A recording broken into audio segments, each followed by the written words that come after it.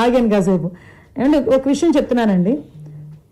పిన్నెల్లి ఆయన మీద ఒక హత్యాయత్నం, ఈవీఎం బాక్సులు బదలుగొట్టారన్న ఒకటి, ఇవన్నీ కూడా రికార్డెడ్గా దొరికినాయి. రికార్డెడ్గా దొరికిన తర్వాత అరెస్ట్ ప్రక్రియ అనేది ఎలా జరిగిందో మనందరికీ కూడా తెలుసు. ఆయనని తీసుకెళ్ళి ఆయన్ని పరామర్శించడానికి జగన్మోహన్ రెడ్డి అనే వ్యక్తి, ఒక మాజీ సీఎం, ఫస్ట్ తీసుకున్న ప్రోగ్రామ్ కూడా ఏంటంటే ఒక ఖైదీని వెళ్ళి కలవటానికైనా ప్రోగ్రామ్ తీసుకున్నారు. అది అతని ఇష్టం. అది కూడా ఏంటి, ఒక 25 లక్షల రూపాయలు ఖర్చు పెట్టుకొని అక్కడికి వెళ్ళి ఒక హెలికాప్టర్లో వెళ్ళారు. ఒక డబ్బున్నవాడు వెళ్ళాడు, తీసుకొని పెట్టుకున్నాడు. నేను ఇక్కడ ఏమంటానంటే, యాక్చువల్గా పిన్నెల్లి గారికి ఉన్న ములాఖాతులు టైం అయిపోయింది. ఓకే, అయిపోయింది కాబట్టి అయినా కూడా హ్యుమానిటీ గ్రౌండ్స్లో ఒక ఎక్స్-సీఎం రిక్వెస్ట్ చేస్తే పర్మిషన్ ఇచ్చాం. అవునా కదా? ఇంతకుముందు చంద్రబాబు నాయుడు గారిని అక్రమంగా జైల్లో పెట్టినప్పుడు కుటుంబ సభ్యులకి 3వ ములాఖాత్ ఇవ్వాలంటే ఇచ్చేవారు కాదు.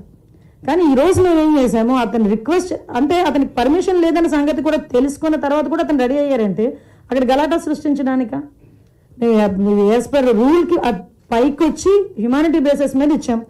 అఫ్ కోర్స్ ఈరోజు మేము చాలా మంది చెప్తున్నారు దండోపదండాలకు వెళ్తున్నారు, అలాగే వెళ్తున్నారు, ఇలాగ వెళ్తున్నారని. నేను ఒకసారి ప్రిజెన్స్ ఐజీ గారితో కూడా మాట్లాడినా, అసలు ఎంతమంది ములాఖాతులు వెళ్తున్నాయి, యాజ్ పర్ రూల్ ఎలా వెళ్తున్నాయి, మేము అన్నీ కూడా మాట్లాడుకుంటున్నాం. ఆయన బయటకు వచ్చి ఈరోజు బయటకు వచ్చి అక్రమంగా అరెస్టులు చేశారు. అక్రమంగా ఏం సీసీ ఫుటేజ్ చూసిన వాళ్ళు ఎవరైనా అక్రమ కోర్టు ఇచ్చిందండి అతను అరెస్ట్ చేయమని? దేని మీద బెయిల్ వచ్చిందని ఇప్పుడు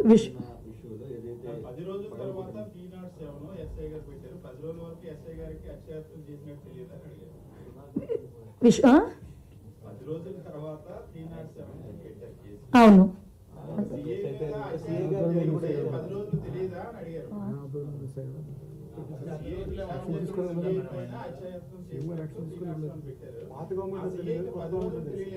అదేనండి, పాత గవర్నమెంట్ ఎట్నివ్వలేదు, కొత్త గవర్నమెంట్ వచ్చినట్టు పెట్టారు.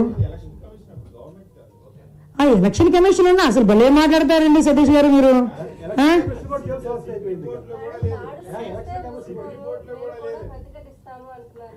దాడులు ఎవరు చేశారు ఈ రోజుకి నాకు చెప్పండి?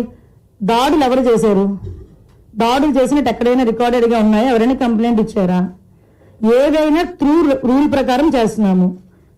రూల్ ప్రకారం చేసేటప్పుడు దాన్ని కూడా దాడుల కింద మాట్లాడుకోవాలనుకుంటే మరి గత 5 సంవత్సరాలు చేసింది ఏమనుకోవాలి మేము? గత 5 సంవత్సరాలు చేసింది ఏమనుకోవాలమ్మా? స్టార్ట్ అయిన దగ్గర నుంచి మొదలు పెట్టారు కదా, ప్రజావేదిక కూల్చిన దగ్గర నుంచి మొదలు పెట్టారు కదా. మాలాంటి అందరి మీద కూడా 20, నా మీద ఒక 23 కేసులు, ఈవిడ మీద ఒక 7 కేసులు. ఏంటవన్నీ? మేము అవన్నీ కక్ష తీర్చుకోవాలని మేము మాట్లాడలేదు కదా. కక్ష తీర్చుకోవాలనుకుంటే వేరేగా ఉండేది. కానీ ఈ రోజుకి కూడా మేము పబ్లిక్ చెప్తున్నాం, చూపిస్తున్నాం, ఇది ఇలా జరుగుతుంది అని చూపిస్తున్నాం. దానికి ప్రతీకార దాడులు ఎక్కడ జరిగినాయండి? ప్రతీకార దాడులు అంటే రెచ్చగొడుతున్నారా ఈరోజు వచ్చి?